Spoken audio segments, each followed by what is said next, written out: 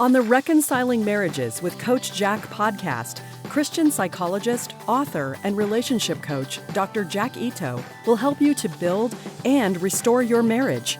By learning just a few relationship skills, you can help your spouse enjoy your relationship more while getting more love and affection from your spouse. Listen to Coach Jack as he helps you with one more step toward a marriage both you and your spouse will love.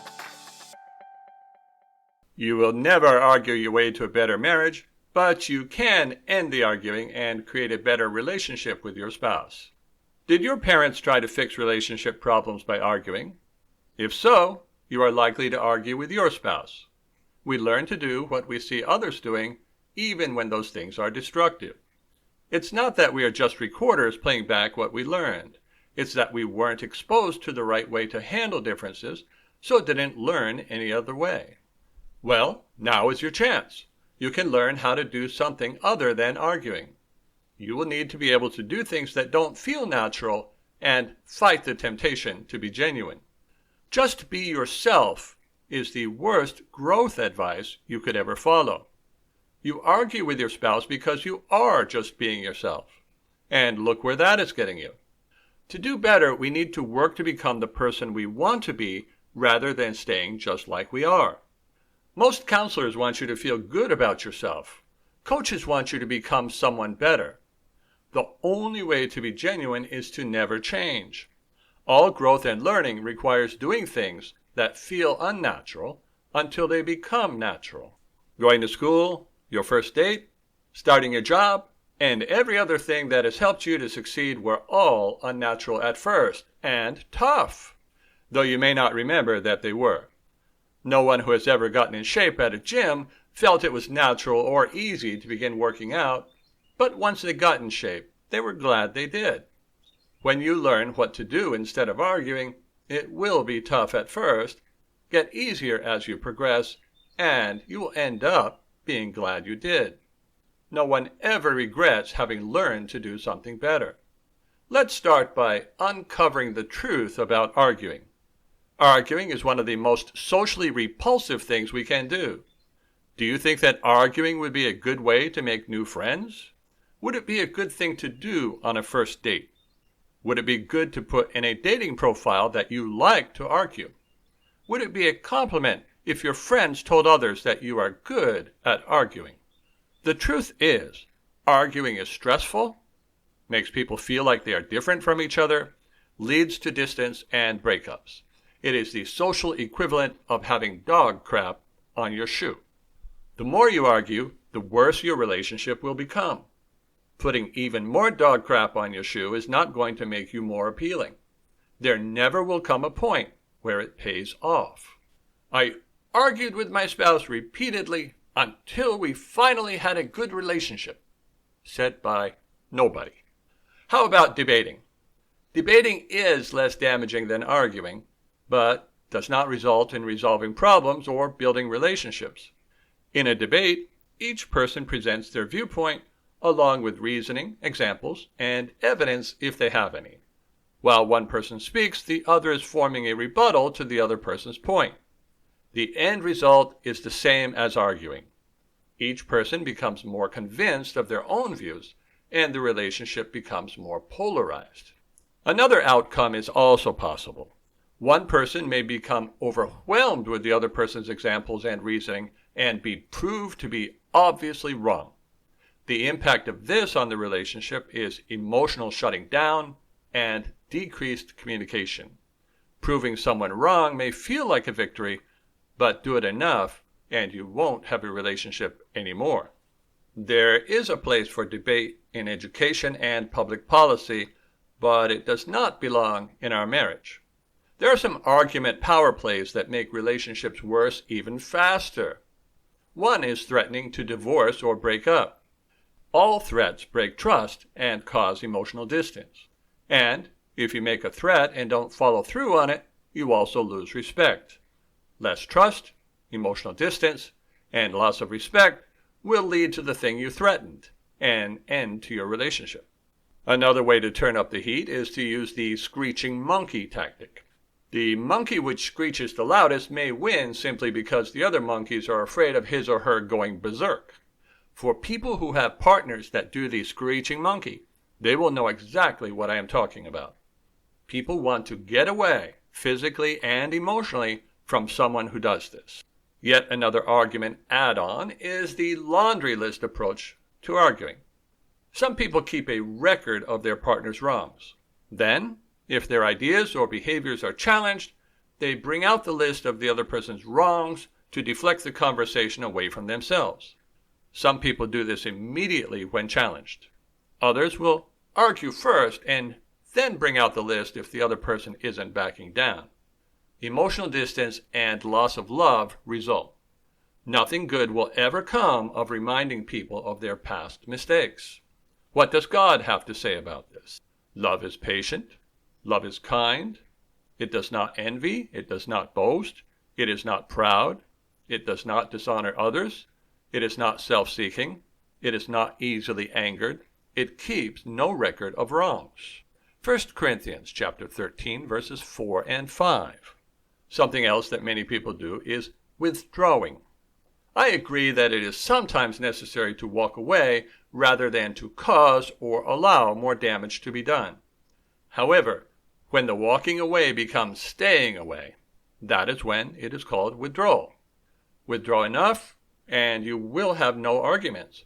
But you won't have any relationship either. You will become roommates. Learning to argue is not the remedy for withdrawing. The remedy is learning how to deal with problems effectively.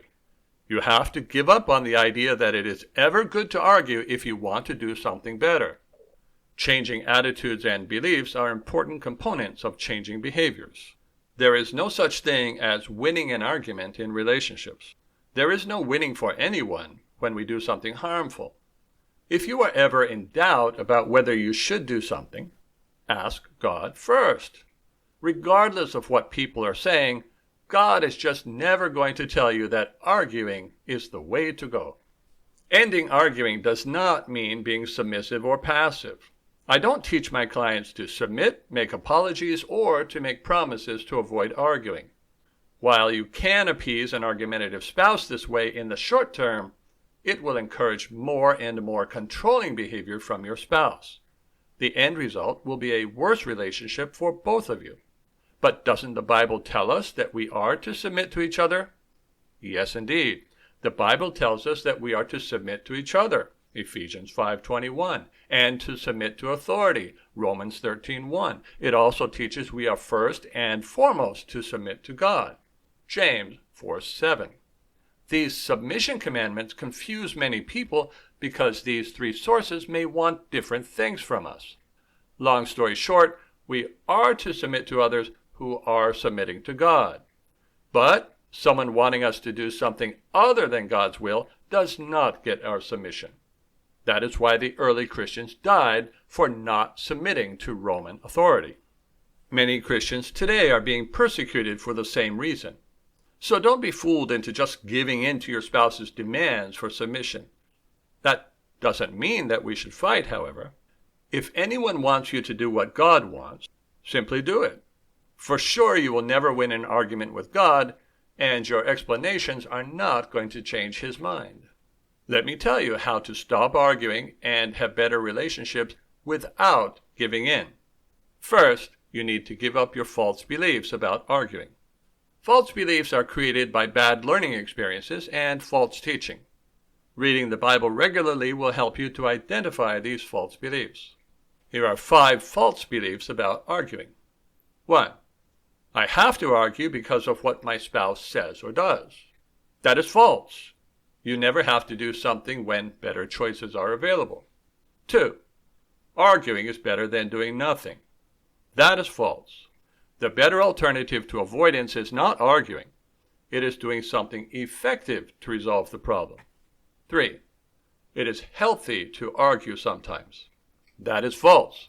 It is never healthy to do something damaging. Just because many people do something does not mean it is right or healthy. 4. Arguing will create positive change. That is false. Arguing always damages relationships even when you get what you want. 5. Arguing is a way to be assertive and secure. That is also false. Secure people are able to listen to what people say and do not feel a need to prove themselves. You may have some other belief that supports your arguing. Examine the impact that arguing is having on your relationship to decide whether your belief is a good one or not. Arguing probably does help you to get something a little, but at great cost to your relationship. Just because something works a little doesn't mean that it's a good thing to do or it's the best thing to do. People who have a lot of success do something different than people who have a little success. Look for those better ways and try them out. Don't take my word for anything.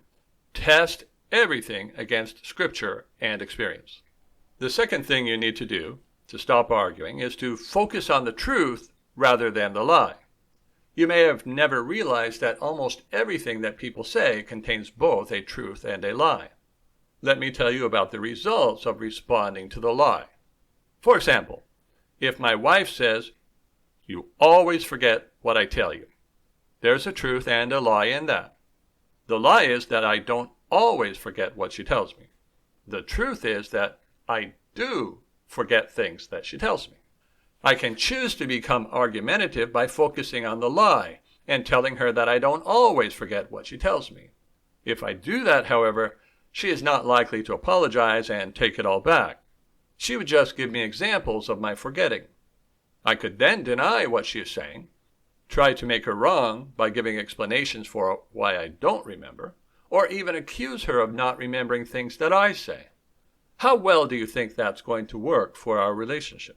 If I do become reactive like that, she will say provoking things all the more because reactivity rewards people who provoke reactivity. That's right. Reactivity rewards people who provoke reactivity. So, if I focus on the truth in my wife's statement, I always forget what she tells me, and agree that I do forget things that she says, it will go much differently. I can even give her an example of something she told me that I forgot to bolster her statement. Something like this. "Yeah, just like that time you told me you needed the car for a dental appointment, and I totally forgot and went to the store." What's going to happen then? Either she will agree with me or she will give me another example, and I will agree with her that was a good example too. By not being provoked and by agreeing sincerely, there's no conflict. To do this, you've got to fight those defensive urges. Notice, to prevent an argument, I simply agreed with the truth. I didn't point out the part she got wrong. I didn't defend myself. I didn't apologize. I didn't explain. And I didn't promise to do better. Learning to agree with the actual truth in what your spouse is saying while ignoring the lie will prevent arguments, help to create connection, and make it easier to work on legitimate issues. The more you can admit that you are a fallible human being, just like everyone else, the less defensive you will be. It will be hard to provoke you, and you will become a more secure and attractive person. Being defensive and argumentative, even when you are right, will damage connection while also making you look and feel insecure. The third thing you need to do to end arguing is to be okay with your spouse not thinking just like you. The best marriages are always the ones where the husband and wife are very similar. No matter how similar you and your spouse are, however, you will not think or feel exactly the same. Your spouse, just like other family members, is never going to think and feel just the same as you. Realizing that and expecting that will take a lot of the upset out of your interactions. If you let go of the belief that your spouse has to think or feel just like you, or agree with you, then you will feel more free in your relationship. You still need to maintain your relationship by helping your spouse feel loved and spending time together. For example, I like to garden.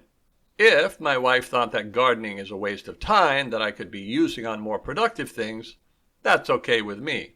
I would still garden. I don't expect her to like or agree with everything I do. Here's an example of how that conversation might go. Wife says, "You are wasting time growing a garden. We can afford to buy our food." Husband says, "Yeah, There are lots of things I could do if I didn't spend time gardening. Wife says, so, are you going to give up gardening? Husband says, nope. The wife might try a few more times to convince her husband, get the same result, and then give up. As long as the husband was being a good husband, his wife would adjust to his gardening. You can substitute whatever you like for gardening, like spending time on your phone, playing golf, and so forth. Although in the example, the husband could try to convince his wife that gardening helps him to stay in shape, be less stressed, and grow tastier and more nutritious food, that would fail. Trying to prove himself right only would be trying to prove his wife wrong, and we can't connect with people that way. On the other hand, if his wife asked him why he spent so much time gardening, then he could give those reasons. Answering questions simply and honestly is not arguing. I don't need my wife to be just like me in order to love her just the way she is. Also, I don't need or expect my wife to like everything about me. I married a human being. Agreement and boundaries are the replacement for arguing. Some people say they don't argue enough. The problem is not that they don't argue enough, it's that they don't deal with problems. The antidote to problem avoidance is not arguing, it's doing something effective to solve the problems. Will arguing with your spouse about whether he or she should criticize and demean you actually stop this problem and bring you closer? Not at all. Will walking away as soon as your partner starts to criticize and demean you stop this problem? Yes, it will. Will holding a grudge for days get your relationship back on track? No, it won't. Will going right back to interacting positively with your partner after following through with your boundary get your relationship back on track? Yes, it will. Would you say it is good parenting to argue with children or to use good boundaries? Arguing will get you disrespect. Boundaries will create positive change. The same is true for spouses and other people as well. There are times not to agree, but we don't argue at those times either. With any type of abuse, we will use boundaries to take swift, effective action. We will not argue or try to convince. Our spouse's opinion or reasons will not matter. We have no need to convince them that they are being abusive or doing something very damaging. We get to decide what is abuse. They don't. As long as you do a good job as a husband or wife, your boundaries will be effective at bringing about positive change for the both of you. Your spouse will never like or agree with the boundaries, and you shouldn't expect that. 2 weeks of consistent boundaries will do what 20 years of arguing won't do. Just to let you know, I don't work with abuse victims. I recommend you seek a local counselor if you're looking for help with that. Let's recap to avoid confusion. I never want anyone to agree with something that is not true. But there is some truth in almost everything that someone says. If we disregard the parts that are not true and focus on agreeing with what is true, then all arguing will stop and we will start to build connection. If your spouse is doing something damaging, you need to use effective boundaries to prevent that from continuing to happen rather than argue about it. Boundaries end bad behavior. Arguing does not. Arguing only damages relationships and is never healthy. Making such changes does not require the cooperation or participation of your spouse. Even if you have a high conflict spouse, you can end the conflict and improve your relationship.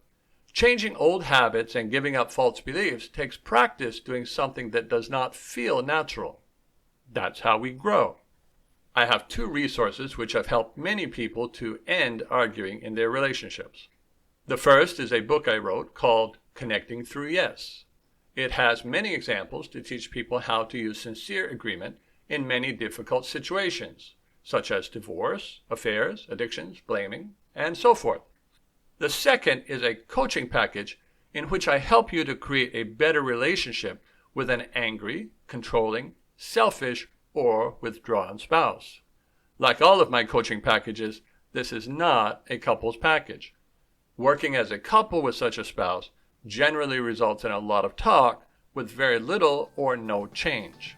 Please, don't spend your time together arguing. when you could be loving each other instead. Thank you for listening to Reconciling Marriages with Coach Jack. Visit CoachJackIto.com to learn more skills for reconnecting with your spouse and restoring your marriage.